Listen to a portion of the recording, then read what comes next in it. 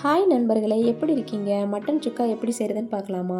புதுசாக எங்கள் வீடியோவை பார்க்குறவங்க சப்ஸ்கிரைப் பண்ணிக்கோங்க. ஸ்பிங் பியர் சேனலை சப்ஸ்கிரைப் பண்ணிக்கோங்க.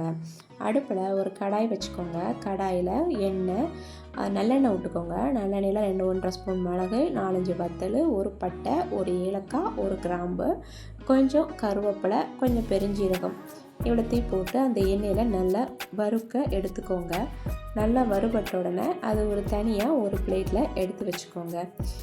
அதுக்கு முன்னாடி நான் ஒன்று சொல்கிறேன், உங்கள் வீட்டில் இப்படி இருக்கானே, நம்ம புதுசாக ஒரு குழம்பு வைக்கிறோம் அப்படின்னா அந்த குழம்பு பக்கத்தில் நம்ம ஒரு சுக்கா வைப்போம் அப்படின்னு ஒரு சைடிஷ் வைப்போம்.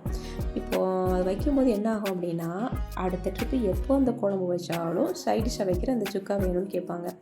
அதனாலேயே நம்ம ஒரு சைடிஷை ஒன்று பழக்கி விட்டுட்டோம். அது அந்த குழம்பு வைக்கிற அன்றைக்கெல்லாம் அந்த சைடிஷ் வேணும் அப்படின்னு இருக்கிற நம்ம வீட்டில் சொல்லுவாங்க.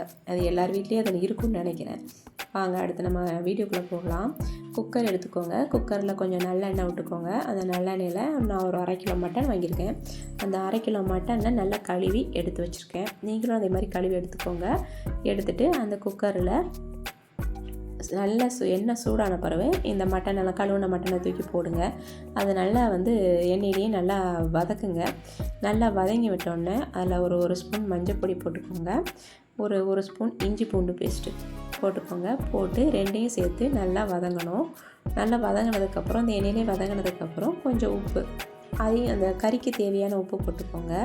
அதையும் போட்டு நல்லா அது வதங்கணும். அதையும் நல்லா வதங்கின பிறகு அந்த கறி வேகிற அளவுக்கு அதிகமாக தண்ணி விட்டுறாதீங்க. அப்புறம் நிறைய தண்ணி விட்டுச்சுன்னா அது அந்த சுக்காவில் போடும்போது நிறைய தண்ணி ஆயிரும். அப்புறம் அந்த மட்டன் உள்ள டேஸ்ட்டே போன மாதிரி ஆயிரும். நிறைய தண்ணி நம்ம சேர்க்கக்கூடாது.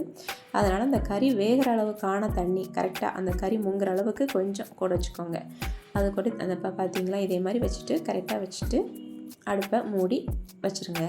குக்கர் நல்லா கறி நல்லா வேகணும். ஒரு 5-6 விசில் வரட்டும்.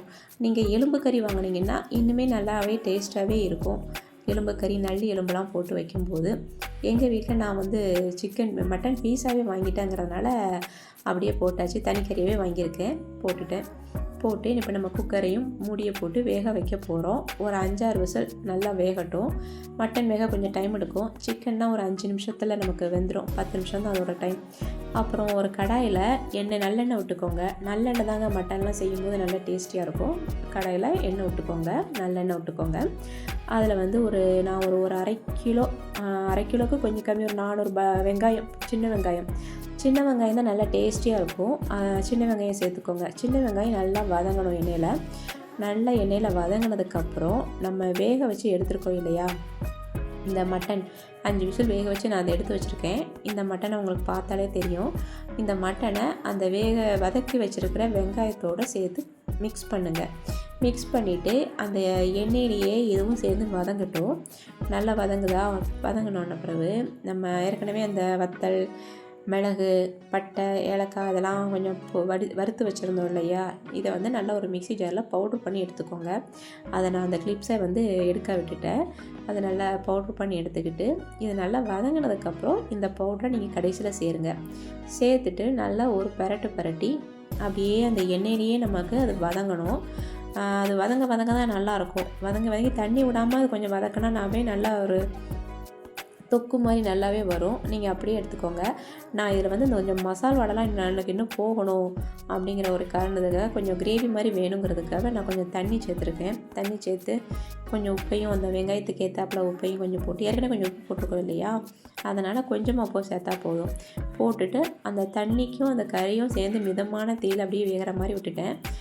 இப்போது நல்லா சுருளை அந்த தண்ணிலாம் வற்றி நல்லா சுருளை வரணும். நல்லா சுருளை வந்ததுக்கப்புறம் பார்த்தீங்கன்னா இப்படி தொக்கு பதத்துக்கு இந்த சுக்கா ரெடி ஆகிட்டு, இது தாங்க மட்டன் சுக்கா. நீங்களும் உங்கள் வீட்டில் ட்ரை செஞ்சு பாருங்கள். ரொம்ப நல்லா டேஸ்டியாகவே இருக்கும். இந்த வெங்காயமே அவ்வளோ டேஸ்டியாக இருக்கும். அதுக்கு தான் நிறைய வெங்காயம் சேர்த்துருக்கேன். எங்கள் வீடியோ பிடிச்சிருந்தா லைக் பண்ணுங்கள், ஷேர்